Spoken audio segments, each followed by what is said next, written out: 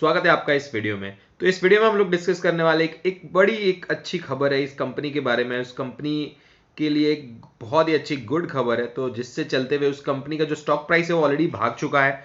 Although stock अभी risky है, तो उस स्टॉक में अगर आप बने हुए हैं तो आपको बने रहना चाहिए या नहीं रहना चाहिए। क्योंकि क्या होता है, काफ़ी सारे इन्वेस्टर होते हैं कि वो सोचते हैं कि गुड न्यूज़ के कारण वो लोग चक्कर में ना प्राइस देखते हैं ना भाव देखते हैं, बस सीधा खरीद लेते हैं, राइट।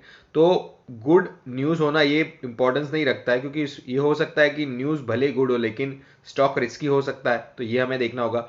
तो कभी भी हमें इन्वेस्टिंग करते वक्त या फिर ट्रेडिंग करते वक्त हमें देखना है कि हमारे जो पैरामीटर्स है, हमारे जो क्राइटेरियाज है जिसके बेसिस पे हम लोग इन्वेस्टिंग कर रहे हैं वो फुलफिल हो रहे हैं या नहीं हो रहे। अगर आपके पैरामीटर फुलफिल नहीं हो रहे, आपके क्राइटेरियाज फुलफिल नहीं हो रहे हैं, तो कंपनी कितनी भी लुक्रेटिव लग रही हो आपको उसे खरीदना नहीं चाहिए। तो यह वीडियो में क्या बताऊंगा, मैं आपको एक स्टॉक बताऊंगा जिसके बारे में बेसिकली न्यूज़ है और वो कितनी रिस्की है कितनी नहीं है, क्या सच है उसमें, आगे क्या हो सकता है। अगर आप उस कंपनी के शेयर होल्ड कर रहे हो तो आपको क्या करना चाहिए वो मैं बताऊंगा। स्टॉक का नाम मैं थोड़ी देर में आपको डिस्क्लोज करूंगा, बट उसके लिए मैं पहले उससे जुड़े संबंधित काफ़ी सारी चीज़ें डिस्कस करूंगा, फिर मैं आपको स्टॉक का नाम डिस्कस करूंगा।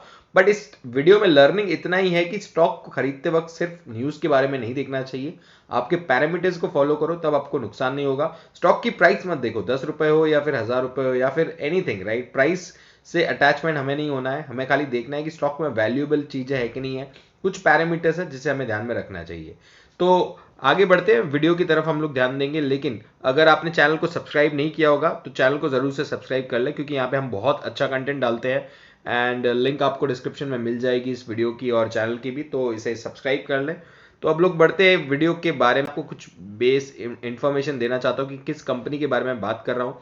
एक कंपनी है जो नॉन इंस्टीट्यूशन कंपनी है पहले, और इसमें एक इंपॉर्टेंट बात अगर आप देखते हो, इसके प्रमोटर का नाम है नरेश कुमार गोयल। अगर आपको किसी को रिमेंबर हो रहा कि प्रमोटर कौन है और क्या कंपनी का, तो समझ में आ जाएगा कि मैं किस कंपनी के बारे में बात कर रहा हूँ। उनकी जो प्रमोटर की होल्डिंग है 24.98% है। पब्लिक की होल्डिंग 26 है, उसमें भी हाईएस्ट है। हाईएस्ट मतलब जो पीएनबी है, ऑलमोस्ट एक काइंड ऑफ डूबा हुआ बैंक है। मतलब मैं इतना अच्छा बैंक नहीं मानता हूँ उसे, पीएनबी को। तो पीएनबी अच्छा बैंक नहीं, तो one of the highest holder PNB है। और जो इन्वेस्टर की, एक इंडिविजुअल इन्वेस्टर की होल्डिंग है वो 20% की होल्डिंग है, राइट। तो आप समझ सकते हो, मतलब मैं अगर शानदार है कि एक होल्डिंग देख के भी थोड़ा सा एक अंदाजा आता है कि यार ये थोड़ी एब्सर्ड होल्डिंग है, आप समझ सकते हो। एक तो सबसे पहले कि प्रमोटर की जो होल्डिंग है वो कम है, राइट। एंड एक इंडिविजुअल पब्लिक शेयर होल्डर है उसकी 26.1 है, और एक इंडिविजुअल और एक हाईएस्ट पब्लिक शेयर होल्डर 26.1 है, राइट। मतलब प्रमोटर यूजुअली, मेरा एक केस है कि अगर प्रमोटर की होल्डिंग 50% से कम होती है तो थोड़ी बहुत निर्देशांक की वैसी कंपनी में आपको इन्वेस्ट नहीं करना चाहिए, क्योंकि रिस्की हो सकता है। मैं नहीं बोल रहा हूँ कि रिस्की ही होता है, बट आपको और भी पैरामीटर कंसिडर करनी चाहिए। But that is one of the thing I look for when investing की, क्योंकि प्रमोटर को ही अपने बिजनेस पे भरोसा नहीं तो हम कैसे उनके बिजनेस पे भरोसा करेंगे, right. So that is one of the factor. अब आगे बढ़ते हैं और कुछ चीजों के बारे में। तो ये है स्टॉक का करंट प्राइस। अगर आप देखोगे तो स्टॉक का करंट प्राइस 120 के आसपास चल रहा है। रेगुलरली स्टॉक अपर सर्किट लगा रहा है, आपको बता रहा हूँ ऑलमोस्ट 5-6 दिनों से, और रेगुलरली 20-30% की रैली, उन्होंने 80 से 120 की रैली बहुत ही जल्दी डिटरमाइन कर ली है। तो ये स्टॉक की खासियत है नहीं है। लेकिन यहाँ पे क्या हो रहा है, ऑपरेटर का गेम चालू है। ऑपरेटर ऑलरेडी पता है ऑपरेटर को कि भाई लोग न्यूज़ के चलते हुए खरीदेंगे और उनको कैसे फंसाना है। ऑपरेटर क्या होता है, ऑपरेटर हमेशा रिटेलर्स को हाई भाव पे बेचता है। रिटेलर जैसे ही स्टॉक थोड़ा सा नीचे आता है, रिटेलर पैनिक करते हैं और रिटेलर माल बेच देते हैं। वहीं पे ऑपरेटर खरीदता है और स्टॉक को और ऊपर लेके जाता है। तो ये जर्नी कंटिन्यू रहती है ऐसे ऑपरेटिंग स्टॉक पे। और आई थिंक ऑपरेटर का काम ही है कि वो न्यूज़ बेस्ड स्टॉक देखते हैं, जहाँ पे न्यूज़ है, ढोल धमाका जहाँ पे ज़्यादा बढ़ रहा है। एंड आई थिंक उस ढोल धमाके के बेसिस पे वो लोग क्या करते हैं कि आप लोगों को फंसाते हैं। तो थोड़ा सा सावधान रहने वाली बात है कि किस स्टॉक के बारे में बात कर रहा हूँ। अगर आप बात करोगे इसके फाइनेंशियल ट्रेंड की, तो पिछले 4 सालों में I think company almost kind of non operating है, राइट। कंपनी ऑपरेट ही नहीं कर रही है। आप देखोगे तो कंपनी का ऑपरेशन ऑलमोस्ट बंद है and company is into loss. उनके रिजर्व्स भी अगर आप देखोगे तो लॉस में है। बोरोइंग्स बहुत हैवी है, डेट बहुत हैवी है, क्योंकि जो इनकी एसेट्स है बहुत ही ह्यूज कैपिटल इन्वॉल्व होता है, कैपिटल इंटेंसिव एसेट्स होती है इनकी। एंड अगर आप देखोगे उसकी प्रमोटर होल्डिंग, मैंने आपको कहा कि प्रमोटर 25% है, प्रमोटर की होल्डिंग में कोई चेंज नहीं हुआ है।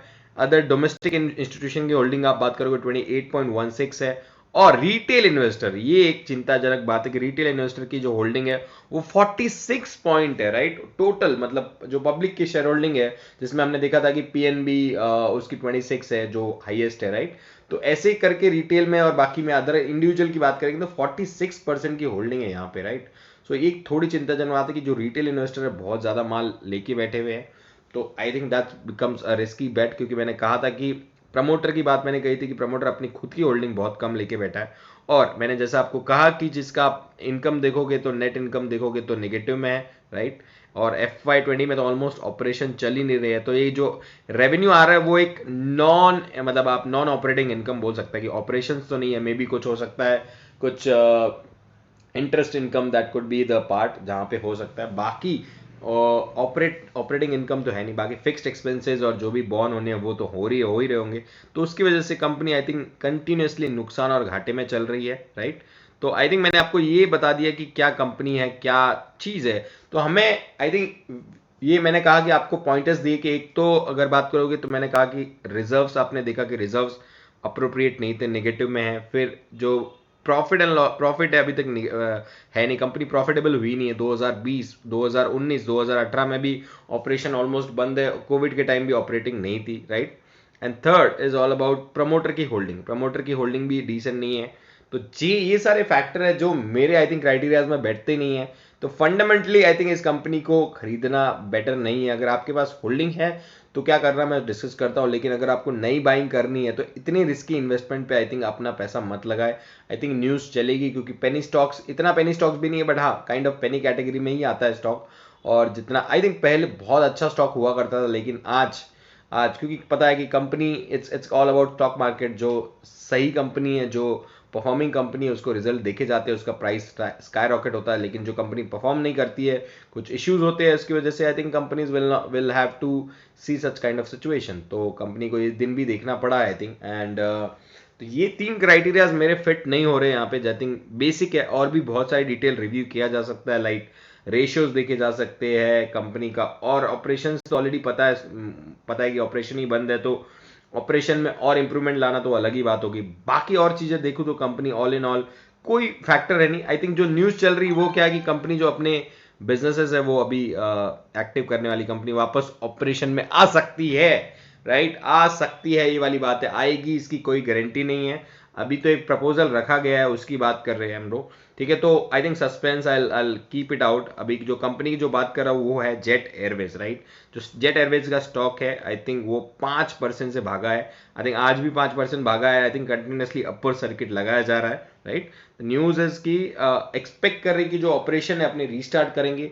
ये जो ऑपरेशन रीस्टार्ट करेंगे उसकी जो खुशी है, उनको बहुत ही खुशी मिल रही है भाई कि हम लोग अपने ऑपरेशन को स्टार्ट करने वाले हैं, तो हम लोग खुश हो रहे हैं। उस खुशी के चक्कर में क्या है, स्टॉक बढ़े जा रहा है। ऑपरेशन तो चालू ही नहीं हुआ अभी तक, ऑपरेशन चालू ही नहीं हुए तो खुशी किस बात की स्टॉक में। तो ये स्टॉक में जो गेम चालू है ऑपरेटर का प्योरली गेम चालू है। रिटेलर्स को यहाँ पे फंसाया जाएगा डेफिनेटली, ठीक है। और क्या है, ये अभी अनसर्टनिटी है, राइट। यहाँ पे आपको बोला नहीं गया कि ऑपरेशन चालू होंगे, राइट। यहाँ पे आपको क्या करना पड़ेगा, अनसर्टनिटी। यहाँ पे ये बता रहा है कि आपको ऑपरेशन चालू होगा, फिर देखेंगे कि कैसा होगा, क्या परफॉर्मेंस है, लोगों का वापस रिस्पॉन्स कैसे है। बिकॉज क्या है कि जेट एयरवेज है तो ट्रस्ट वापस बिल्डअप होना इंपॉर्टेंट है, लाइक कस्टमर वापस जेट में जाएंगे नहीं जाएंगे, बिकॉज वो सब चीजें भी कस्टमर इवेल्युएट करता है, राइट। तो अगर वो नहीं होगा तो फिर अगर बिजनेस ऑपरेशन इवॉल्व भी हो जाएंगे तो क्या फायदा, राइट। और अगर आप देखो स्टॉक प्राइस को देखोगे 1 मंथ के चार्ट पे या फिर ऑलमोस्ट मैंने 6 मंथ देखा, तो स्टॉक प्राइस कभी भी ऐसा ट्रेंड नहीं होता, लाइक आप देखो मैंने आपको काफी सारे स्टॉक चार्ट दिखाए, बट दिस इज नॉट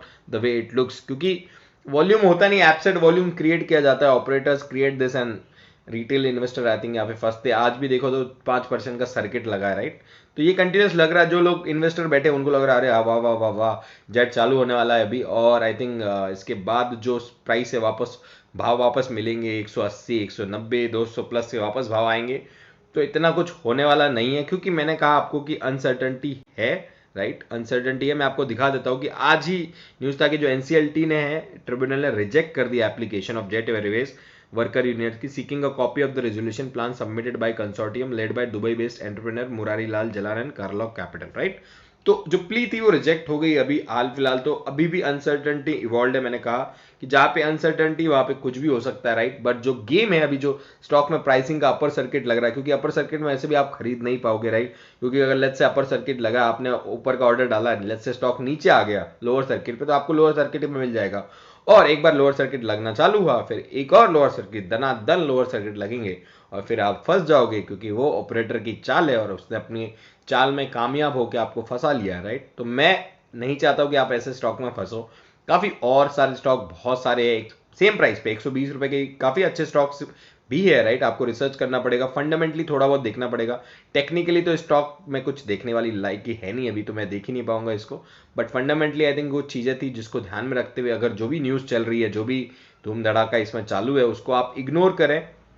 कोई भी आपको बात बता रहा होगा तो आई थिंक ना सुने, क्योंकि काफी रिस्क है, राइट। इतने रिस्की अगर आप इन्वेस्टिंग करते हो तो ही रिस्क लो, I think. But I say should not be a good bet to take. और जो ऑलरेडी इन्वेस्टेड है, अगर भाव मिला है, राइट, बेचने का मौका मिले तो थोड़ा बहुत आई थिंक डाइल्यूट कर लो, राइट। इसके बाद बहुत सारे शेयर है, तो आई थिंक डाइल्यूट करना ज्यादा बेटर होगा। प्रेफरेबल अप्रोच वो ज्यादा रहेगा कि अगर लेट्स से आपके पास 1000, 5000, 2000 जितने भी शेयर है, में भी 40-50% में भी डाइल्यूट कर दो, राइट। क्योंकि अच्छी कंपनी में लगाओगे ना, उतना पैसा और ज्यादा डबल हो जाएगा उतने टाइम में।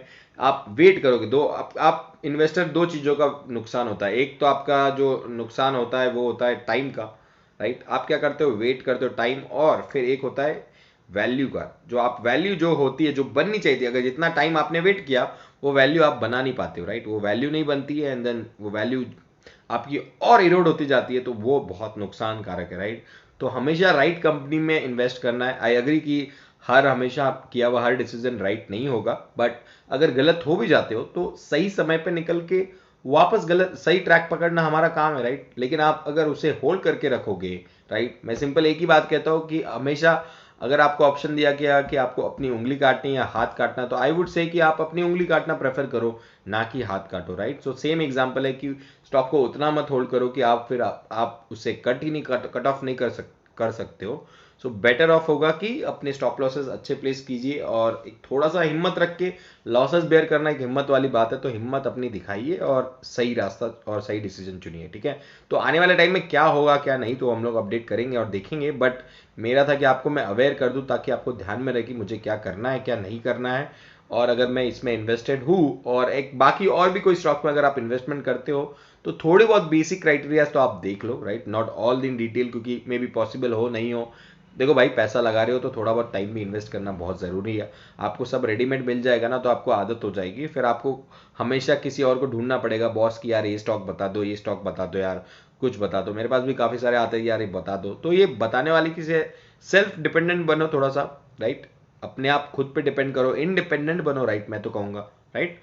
सो आई होप गाइज आपको थोड़ा बहुत नॉलेज मिला होगा, इन्फॉर्मेशन मिली होगी, क्या चीज़ों को कंसिडर करना चाहिए, क्या चीज़ों को नहीं कंसिडर करना चाहिए, क्या इंपॉर्टेंस है इस जेट की न्यूज़ में, और आपको क्या करना चाहिए। मैंने आपको एक्शंस ऑलरेडी बता दिया टू बी स्पेसिफिक। वीडियो अच्छा लगा होगा तो जरूर से लाइक कर देना, शेयर करना दोस्तों में, क्योंकि जिनके पास जेट एयरवेज की होल्डिंग है वो इसका फायदा उठा सके, बुकिंग कर सके, या फिर और इसमें एंट्री ना करें, ताकि नुकसान हो सकता है, रिस्क है। तो इस रिस्क के बारे में सबको अपडेट करें। Thank you so much guys for being with me, and have a lovely day to you. Thank you, bye bye, take care.